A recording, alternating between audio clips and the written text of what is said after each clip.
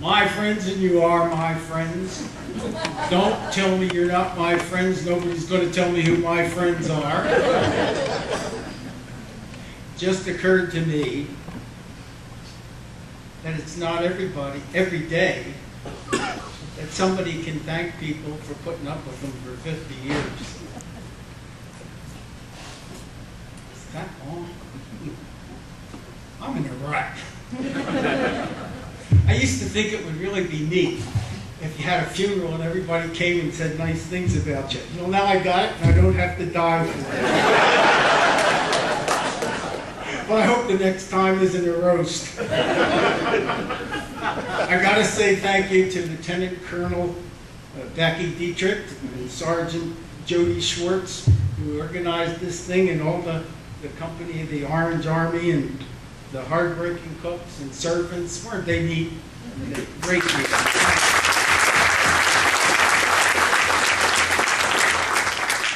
I want to thank Dean Royning and Marvin Brubaker for hiring me.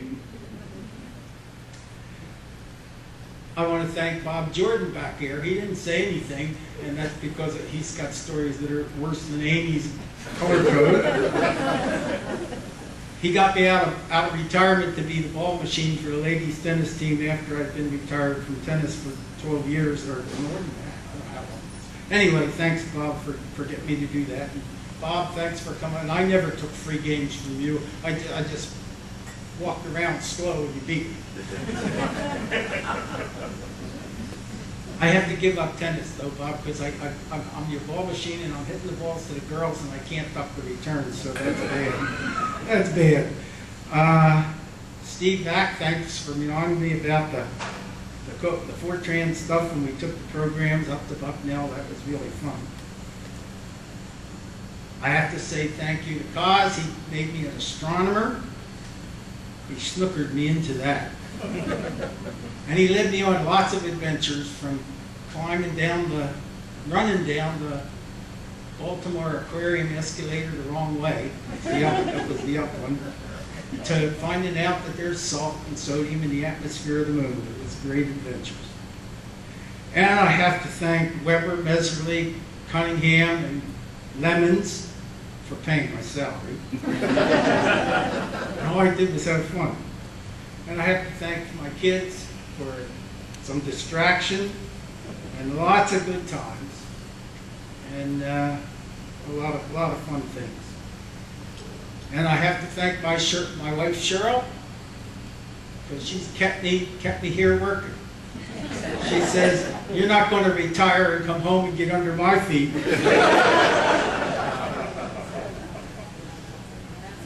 Okay, I can't hang around the house and harass her either, but the last couple of years she's been getting a little milder, and I think maybe I'm welcome home, so I think maybe another year or so and I'm going to retire.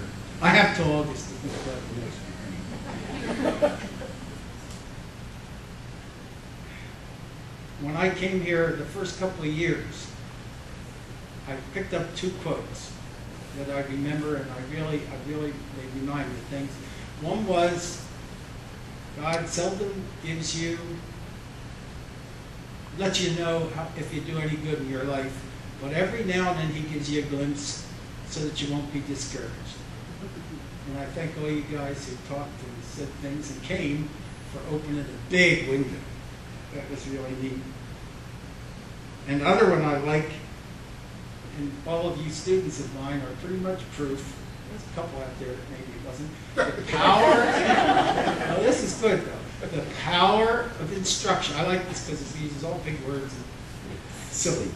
The power of instruction is seldom of much efficacy, save in those happy circumstances in which it is superfluous.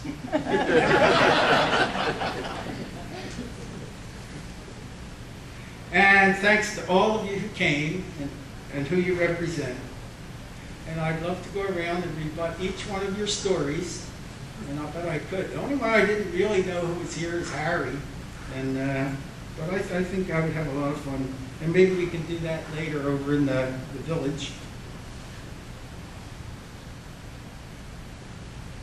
Oh, I got a quote. I have to read this, and it's my advice to all of you.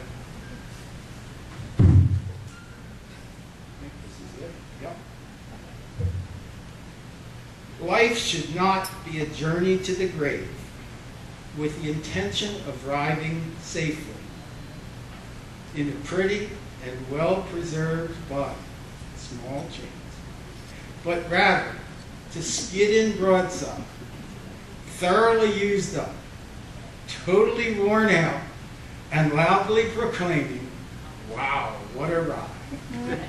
Thanks for giving me that ride.